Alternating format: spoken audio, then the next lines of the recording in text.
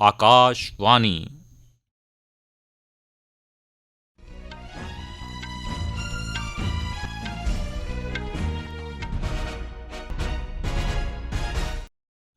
खबरां विकास शर्मा कोला। प्रधानमंत्री नरेंद्र मोदी होरें 6207 स्कूलें लेई PM school for rising India PM Shri योजना दे तैह्त 630 करोड़ रपेऽ दी पैह्ली किश्त जारी कीती। उनें आखेआ जे शिक्षा ते राष्ट्री पाठ्यक्रम ढांचे गी इक्को नेहा बनाने गी तौले गै लागू कीता जाग। मौसम विभाग ने पूर्वी ते पूर्वोत्तर राज्यें च मुसलाधार बरखा होने दी भविक्खवाणी कीती ऐ। भारतीय अध्यक्षता हेठ सिविल 20 शिखर सम्मेलन राजस्थान दे जयपुर च शुरू होग। देश भर च धार्मिक आस्था ते शरधा भाव कन्नै अशूरा ए मोहर्रम मनाया जा करदा ऐ। क्रिकेट च बारबोडोस दे किंगस्टन ओवल च 3 मैचें दी सीरीज़ दे दूए वनडे च भारत दा मुकाबला वेस्ट इंडीज़ कन्नै होग। हून खबरां तफसील कन्नै। प्रधानमंत्री नरेंद्र मोदी होरें अज्ज 6207 स्कूलें लेई PM school for rising India PM Shri योजना दे तैह्त 630 करोड़ रपेऽ दी पैह्ली किश्त जारी कीती। उनें 12 भारतीय भाशाएं च अनुवाद कीती गेदी शिक्षा ते हुनर दे पाठ्यक्रम दी कताबां बी जारी कीतियां। नमीं दिल्ली दे भारत मंडप च 2 दिनें दे अखिल भारतीय शिक्षा समागम दा उद्घाटन करने मगरा इस सभा गी संबोधित करदे होई प्रधानमंत्री उनें कारणें च शिक्षा दी प्रधानता गी उजागर कीता जेह्ड़े राष्ट्र दी किस्मत गी बदली सकदे न। उनें दस्सेआ जे 21वीं सदी दा भारत जिंदे कन्नै अग्गे बधा करदा ऐ उनेंगी हासल करने च मुल्ख दी शिक्षा प्रणाली दी बड़ी मती भूमिका ऐ। अखिल भारतीय शिक्षा समागम दे महत्व उप्पर जोर दिंदे होई प्रधानमंत्री होरें आखेआ जे शिक्षा लेई चर्चा ते संवाद मता जरूरी ऐ। प्रधानमंत्री मोदी होरें इस गल्लै पर लोऽ पाई जे राष्ट्रीय शिक्षा नीति NEP जेह्ड़ी लोक भाशाएं च शिक्षा देआ करदी ऐ ओह् विद्यार्थियें गी उंदी योग्यता ते प्रतिभा दे आधार उप्पर न्याऽ करियै उंदा असली न्याऽ करा करदी ऐ ना कि भाशाएं दे आधार उप्पर जेह्ड़ा समाजी न्याऽ दी दिशा च बी इक महत्वपूर्ण गैं ऐ।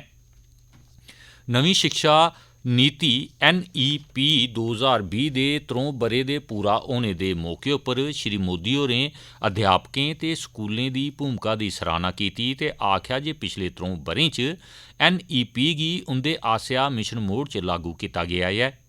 प्रधानमंत्री होरें आखेआ जे इक रूपता लेई औग ते मती तौले गै राष्ट्री पाठ्यक्रम ढांचा लागू होई जाग।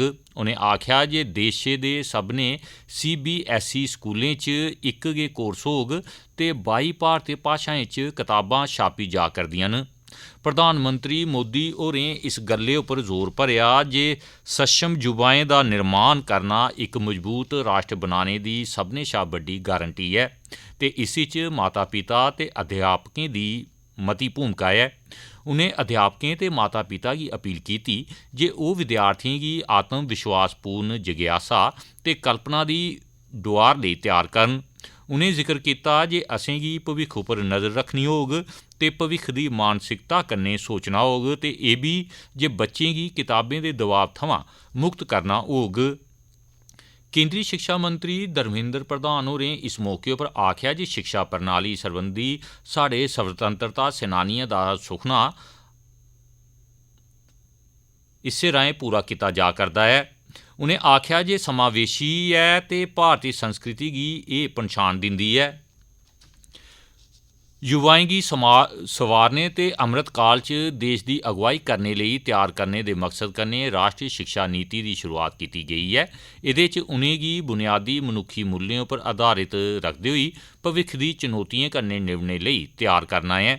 इसदे लागू होने दे 3 ब'रे दौरान इस नीति कन्नै स्कूल उच्च ते हुनर शिक्षा दे क्षेत्र च शानदार बदलाव आया ऐ।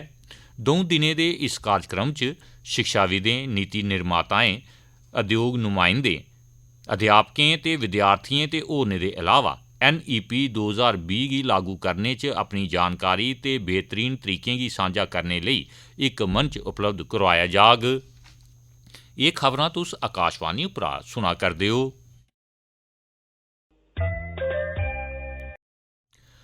महाराष्ट्र दे रायगढ़ जिले च 24 घैंटें च भारी बरखा होने ते 5 तहसीलें च कोई 200 मिलीमीटर कोला भी मती बरखा रिकार्ड कीती गेई। उरन, अलीबाग, पेन, पनवेल ते मुर्द च 200 मिलीमीटर कोला मती बरखा पेई। जिले के 24 घैंटें च रोहा च सभनें शा घट्ट 140.6 मिलीमीटर बरखा रिकार्ड कीती गेई। मुंबई च पिछले किश दिनें थमां लगातार बरखा करी 7 झीलें च पानी दा स्तर बधी गेआ ते अजें तोड़ी 68% तोड़ी पुज्जी गेआ। अजें तोड़ी इनें 7 चा 4 झीलें दे पानी करी हाड़ जनेह् हालात बनी गेदे न। कानकान, मध्य महाराष्ट्र ते मराठावाड़ा दिएं किश थाह्रें उप्पर भारी बरखा होई। जिले के विदर्भा च किश गै थाह्रें उप्पर भारी बरखा पेई ऐ। भारतीय मौसम विभाग ने अगले किश दिनें दौरान बरखा तेज होने दी पेशनगोई कीती है। राज्य आपदा राहत इकाई आसेआ जानकारी मुजब पिछले 24 घैंटें च कोल्हापुर, जावटमाल, नागपुर ते सिंधुदुर्ग जिलें च इक जने दी मौत होई है। बरखा करी प्रभावित कोड 26,000 नागरिकें लेई कुल 25 राहत शिविर लाए गेदे न। मानसून दौरान 126 चोखर मारे गे न। 2 घैंटें गी पूरी चाल्ली नुकसान पुज्जा है ते 464 घरें गी अद्धे दुब्बे तरीके कन्नै नुकसान होआ ऐ। राजस्थान च G20 दा अधिकारिक संपर्क समूह सिविल 20 शिखर सम्मेलन अज्ज संझा जयपुर च शुरू होग। 3 दिनें दे इस शिखर सम्मेलन च 700 शा मते प्रतिनिधियें दा हिस्सा लैने दी मेद है। अध्यात्मिक नेता अमृतानंदमयी देवी, जिनेंगी अम्मा दे नां कन्नै बी जानेआ जंदा है, इस शिखर सम्मेलन दी अध्यक्षता करङन ते रक्षा मंत्री राजनाथ सिंह बी उद्घाटन समारोह दी शोभा बधाङन। दुनिया भर दे प्रतिनिधि C20 शिखर सम्मेलन च हिस्सा लैने लेई पुज्जा'रदे न। 3 दिनें च होने आह्ले 5 सत्रें दौरान बक्ख-बक्ख विशें उप्पर सोच विचार कीता जाग। C20 आयोजन च दुनिया भरें च नागरिक समाज दे संगठनें ते नीति निर्माताएं कन्नै व्यापक चर्चा दे बाद अपने 16 कार्यदल आसेआ तैयार कीती गेदी नीतिगत सिफारशें गी पेश कीता जाग। हवाई अड्डें ते जयपुर सिटी च प्रतिनिधियें दे स्वागत लेई खास इंतजाम कीता गेदा ऐ। केंद्री गृह मंत्री अमित शाह होरें आखेआ जे प्रधानमंत्री मोदी हुंदी अगुवाई च अंतरिक्ष विज्ञान च मौके भारती विद्यार्थियें लेई उपलब्ध न। किताब रिलीज समारोह दौरान मंत्री होरें भरोसा जताया जे स्वर्गीय डॉक्टर APJ अब्दुल कलाम हुंदे आसेआ परिकल्पित अंतरिक्ष विज्ञान दा सुखना प्रधानमंत्री मोदी हुंदे नमें नवाचारें दे राहें साकार होग। उनें अंतरिक्ष विज्ञान दे क्षेत्र च दुनिया दी अगुवाई करने दी भारत दी समर्थ उप्पर बी जोर दित्ता। श्री शाह होरें आखेआ जे डॉक्टर कलाम हुंदी राष्ट्र प्रति भगती अनुकरणी ऐ। उनें अपना सारा जीवन ते ज्ञान देश ते ओह्दे लोकें दी बेहतरी लेई समर्पित कीता। विज्ञान, तकनीक ते शिक्षा च उंदा योगदान बेहतरीन हा ते भारत दे अंतरिक्ष कार्यक्रम च उंदी अहम भूमिका ही। तमिलनाडु दे रामनाथपुरम जिले दे अपने 2 दिनें दे दौरे दौरान केंद्री मंत्री अमित शाह होरें दिवंगत साबका राष्ट्रपति डॉक्टर APJ अब्दुल कलाम हुंदे जीवन ते विरासत गी श्रद्धांजलि देने आह्ली किताब मेमोरीज नेवर डाई गी जारी कीता। इस कताब दा सैरलेखन डॉक्टर APJ नसीमा मिरेकायर ते विज्ञानी डॉक्टर YS राजन होरें कीता हा। एह् खबरां तुस आकाशवाणी उप्परा सुना करदे ओ।